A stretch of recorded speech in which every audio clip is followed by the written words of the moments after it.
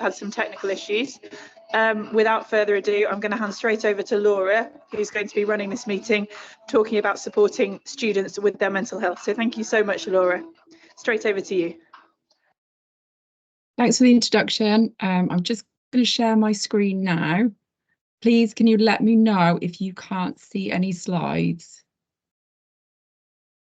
Okay. I will presume that's a good sign. Okay, so my name's Laura. I'm the sixth form counsellor at Finham, and the session today is about supporting young people, managing their mental health with it during the exam time. Okay, so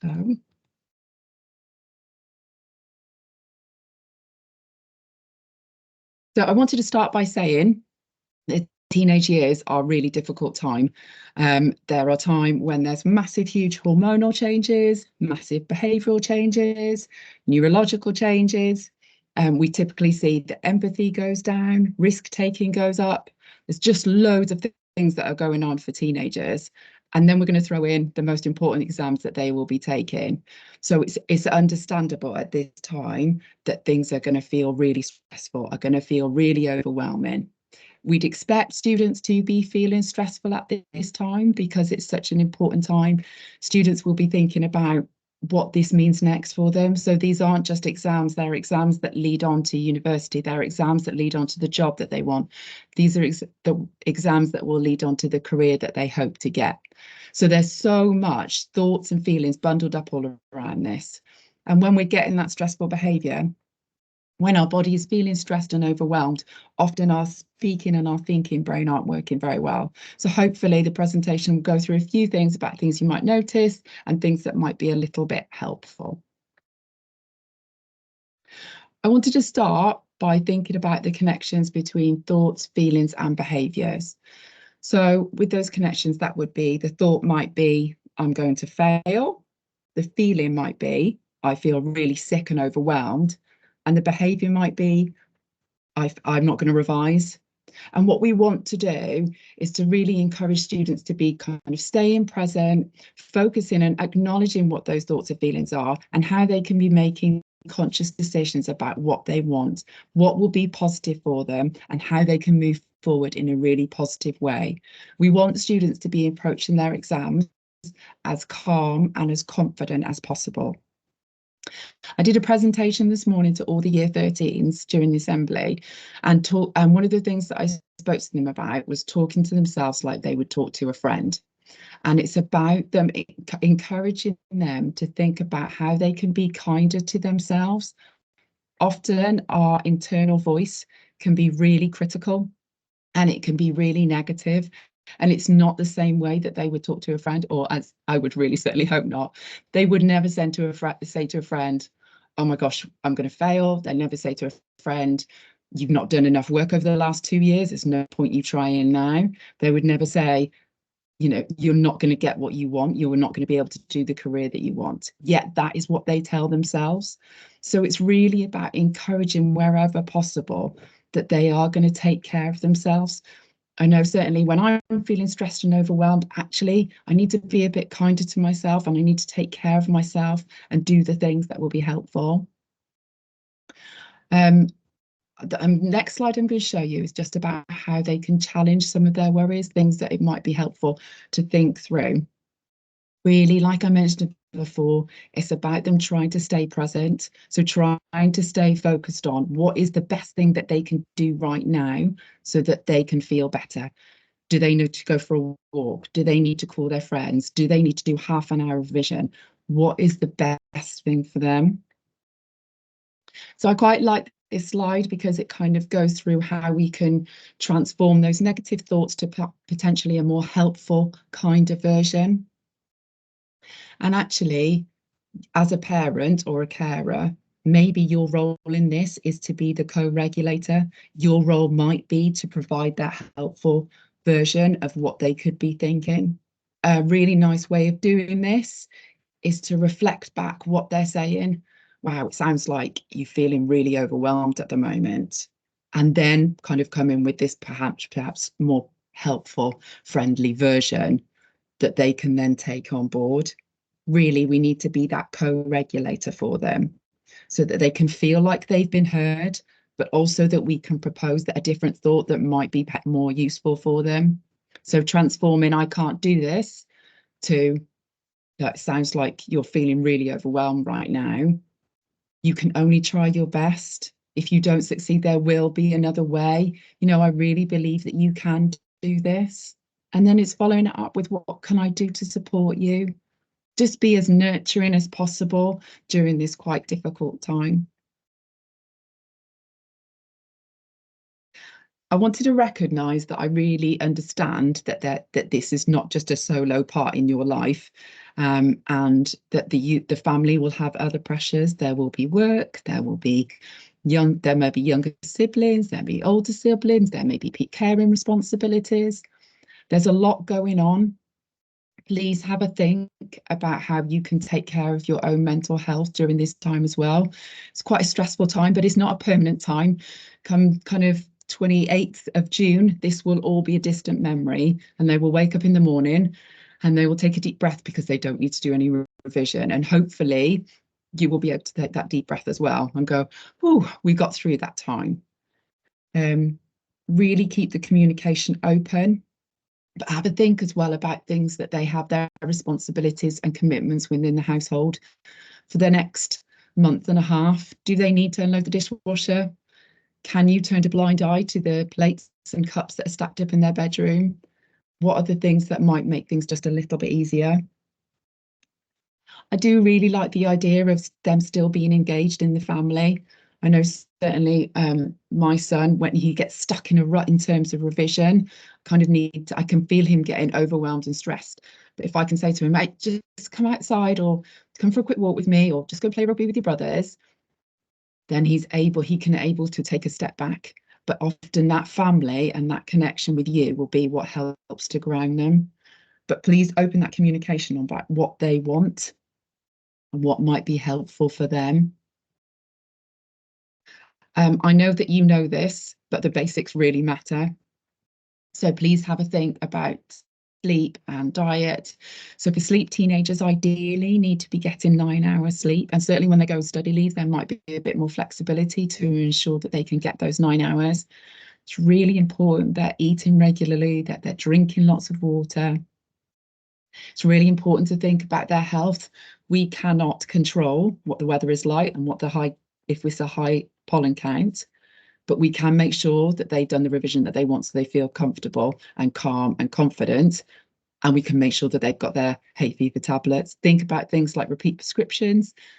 Is that due during the time when they'll do the exams? Will that be an added stress that they don't want to deal with? Think about kind of things like periods and just other difficulties that they might be facing health-wise.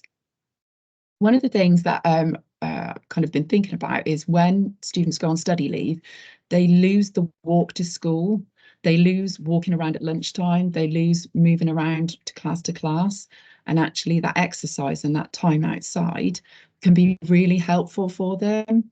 Have a think and a chat with them about how are they going to get that little bit of exercise? How are they going to get some fresh air? Are they walking the dog before they start revision?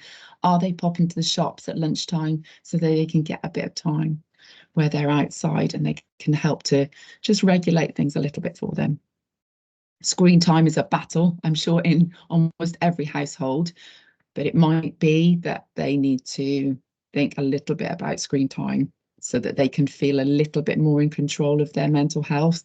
If screen time for them is not helpful, then they just need to have a conversation with you. I can't imagine there are many 17, 18-year-olds that are willing to hand their phone over, but work out what they want. Do they want you to kind of give them a little nudge? What do they need to mention? I think that leads on quite nicely to what the routines will be. Every student I've spoken to about what they want on exam morning or the night before has said that they want something completely different. I know that my eldest, on the morning of the exam, would not want me to acknowledge that the exam is happening at all. I might be able to squeeze in a good luck, but probably not. My middle child will actually need a bit more reassurance. They're going to want to wake up a bit earlier. They're going to want me to go through some revision stuff with them. They're going to want a hug. They're going to want me to tell them I love them. But speak to the young person that you have in your life Ask them, what do you want to do? Do you want me to do your favourite food the night before? What time are you going to stop revising? Are you going to come and watch a film with us? On the morning, are you going to listen to a podcast on your way in? Do you want me to acknowledge it? Do you want any fuss? Have a think what they want. Our students kind of in the past, what they've wanted you to know at this point. And they've said food, please keep a steady supply of food. Please make sure that there are snacks available. And I think it's just small things. It's taking up a cup of tea and a biscuit for them, just making that connection so that they know you're there. Lots of students might find this time not stressful at all. They might completely be in action mode right now. They'll be really focused on exams, really focused on revision, and they'll be really keen to get going with that. But for those that are finding it difficult, then that's when it's useful that you can be there and you've had those conversations about what they might need. I'm a big advocate of communication, as I've mentioned already. And it's about thinking how you can share that with them. I know I've not spoken to a single parent that has ever said, oh, I'm putting lots of pressure on my child. I really want them to do really well. It's so important to me. But sometimes students tell me that that is how they feel. So they need to hear when they're stressed and when their things feel overwhelming, they need to hear from you. I'm really proud of you for trying your best. You know, you're doing really well. What can I do to support you? And I've talked about in presentations before about the idea of connection before correction. If there's difficulties in what's going on for them, using that opportunity to connect before making the correction. So it might go something along the lines of, seems like things feel a lot at the moment. It feels like the exams are putting a lot of pressure on you and you're feeling really overwhelmed. It's not okay for you to talk to me like that, but I want to make sure things are okay. What can I do to support you? So really making that connection.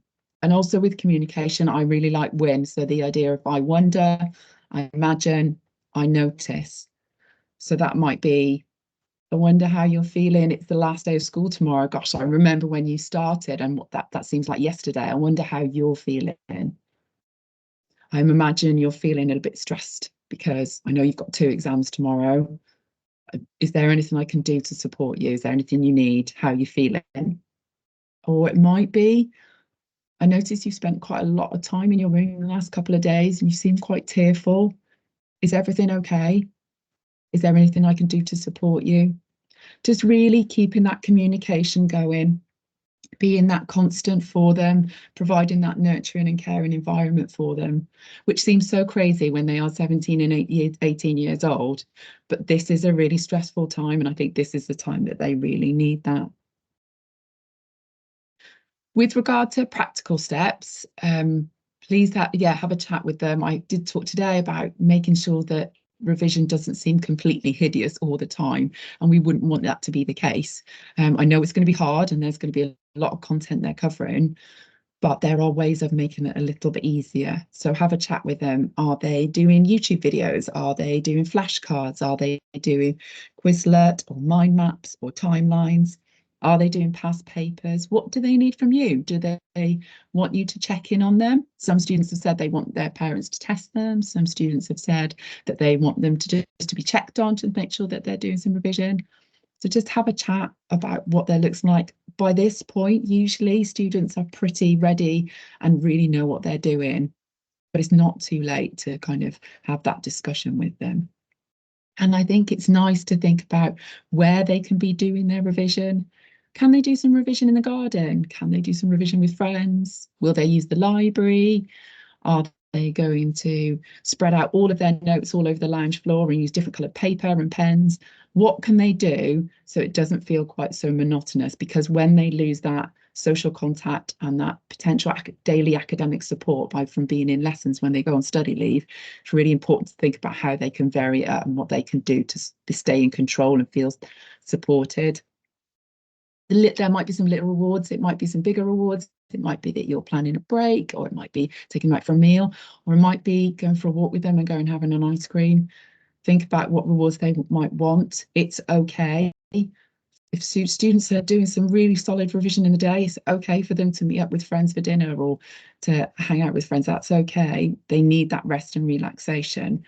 as much as they do need that revision.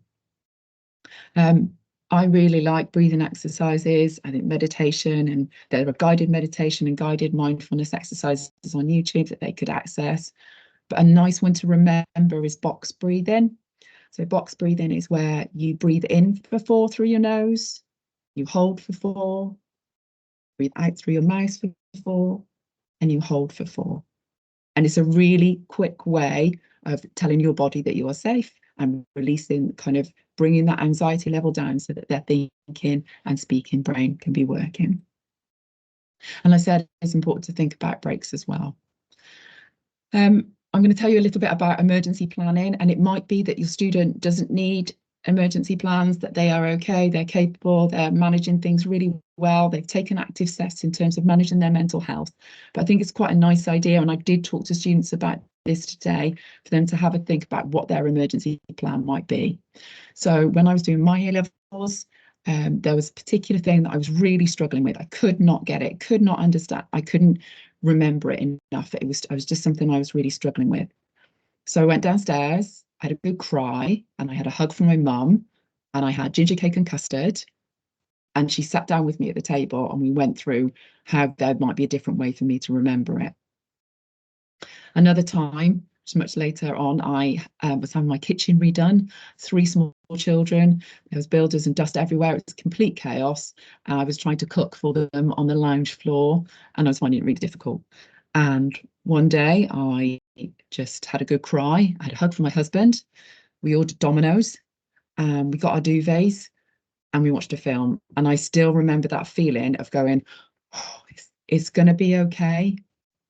And I think it's really important that we have a conversation about, actually, if things get a bit much, what does it look like? What are you going to do? Who are the people you're going to want to talk to? What friend do you need to call? What do you need to take a break for the rest of the evening? What do you need? Okay. So really, it's just reiterating all the points I've made before, just being there, being available, to giving that time, giving that understanding as much as possible, kind of nurturing and caring, reinforcing those ideas about talking to themselves like they would talk to their friend, being their co-regulator, and being potentially providing them with that alternative thought that might feel a bit kinder and a bit more helpful for them. A really nice idea as well is to use if and then. So sometimes young people might say, yeah, well, if I fail, what am I going to do if I fail? What's it going to look like? And at that point you go, look, I can hear that you're feeling really stressed out, but if you fail, it will be okay. We will go through clearing. We'll look at other options. You can take a gap year. There will be another way for you to reach what you want to do. And again, it's just kind of really confirming that kindness and that love and being there for them. I think that's pretty much it from me. Please make contact with the school. If you've got any questions, it's not too late for a young person to be making contact with teachers. If they're struggling with a specific thing, please get them to speak to teachers. Please encourage them to access the support that is available from the entire sixth form team. You should have received an email with resources and websites. If you've got any particular questions or you want to contact me, please email me. My email address is on the screen now. So it's l.mitchell@meadowparkschool.com. That's the address is because I also work at another school. But I think that's everything from me. Thank you so much for joining me today. Hope you have a lovely rest of the evening, but please get in contact if there's anything else that the school can do to support you. Okay, I'm going to stop sharing my screen. Thanks very much for attending. Take care.